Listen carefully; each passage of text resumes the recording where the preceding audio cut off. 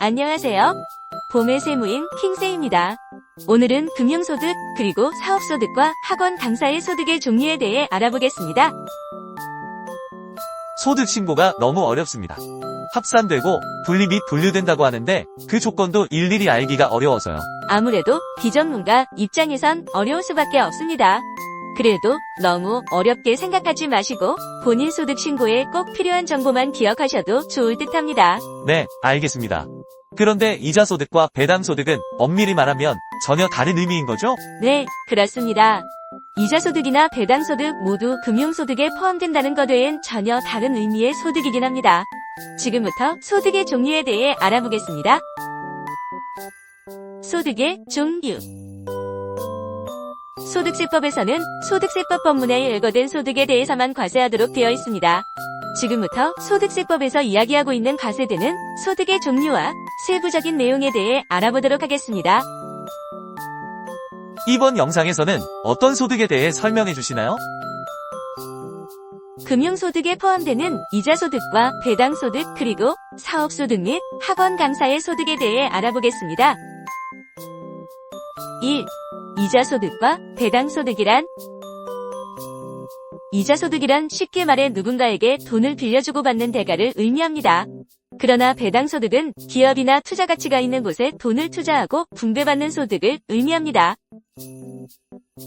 이렇게 돈을 빌려주고 대가를 받는 이자소득과 투자를 해서 분배받는 방식의 배당소득을 통틀어 금융소득이라고 부릅니다.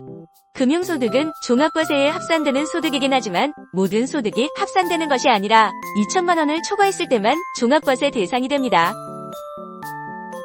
금융소득이 2천만 원 이하인 경우 원천징수세율은 얼마인가요? 소득세 14%에 소득세의 10%인 지방소득세를 더한 15.4%입니다. 2.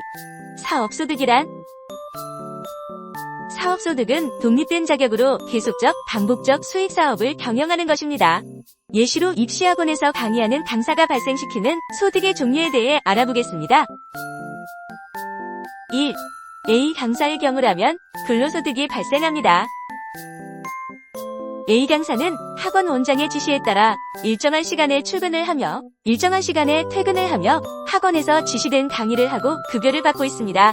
이렇게 A 강사의 경우라면 근로소득입니다. 그럼 독립적으로 일을 하지 않고 누군가의 속해 지시를 받으며 업무를 하게 되면 근로소득이란 거군요. 네, 그렇습니다. 2. 비강사의 경우라면 사업소득입니다. 비강사의 경우 학원과 협의해서 몇 개의 강의를 할 것인지 결정하고 수강료는 어떻게 분배할 것인지를 결정하고 출퇴근 시간에 특별한 제약도 받지 않고 자신의 능력으로 강의를 통해서 수익을 얻고 있으므로 비강사의 소득은 사업소득입니다. 사업소득은 독립적으로 자의적 선택이 가능하군요. 네, 그렇습니다.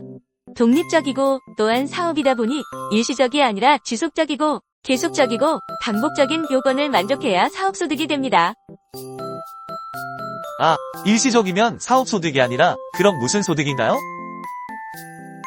C 강사의 소득 설명을 통해 설명드리겠습니다. C 강사의 경우는 기타 소득입니다. 주변업이 별도로 있는 상태이고 C 강사의 경우 학원의 요청에 따라 시간이 될 때 비정기적으로 요청한 학원에서 강의를 합니다. 소득이 계속적, 반복적이지 않고 일시적으로 발생합니다. 따라서 이렇게 C가 얻는 소득은 기타 소득입니다. 아, 그렇군요. 지속적이지 않고 어떠다 한번 일시적으로 발생하는 소득은 기타 소득으로 분류되는군요. 네, 그렇습니다. 이처럼 누가 어떤 일을 했느냐에 따라서 소득을 구분짓는 것이 아니라 독립성, 독립적으로 일을 했는가, 계속, 반복성, 계속해서 반복적으로 일을 하고 있는가, 지속성, 그 일을 지속적으로 할 것인가, 앞에서 언급한 사항들을 고려하여 소득의 종류가 결정되는 사항입니다. 독립적이냐? 계속적이냐? 반복적이냐? 지속적이냐? 이러한 사항들을 충족시키는 것이 중요한 거군요. 이제 어느 정도 이해했습니다. 네, 본인이 발생시킨 소득의 종류에 대해 명확히 구분하실 수 있어야 소득 신고에 문제가 발생하지 않습니다. 네, 이해했습니다. 감사합니다. 이렇게 사업소득이 있는 사람이라면 매년 5월 종합소득 확정 신고 기간에 종합소득세 신고를 해야 함을 알고 있어야 합니다. 지금까지 금융소득 및 학원 강사의 소득의 종류에 대해 알아보았습니다. 앞으로 꾸준히 개인의 소득 신고나 사업자가 알아야 할 세금 상식에 대해 유튜브에 업로드하려고 하니 구독과 좋아요를 통해 많은 응원 부탁드립니다.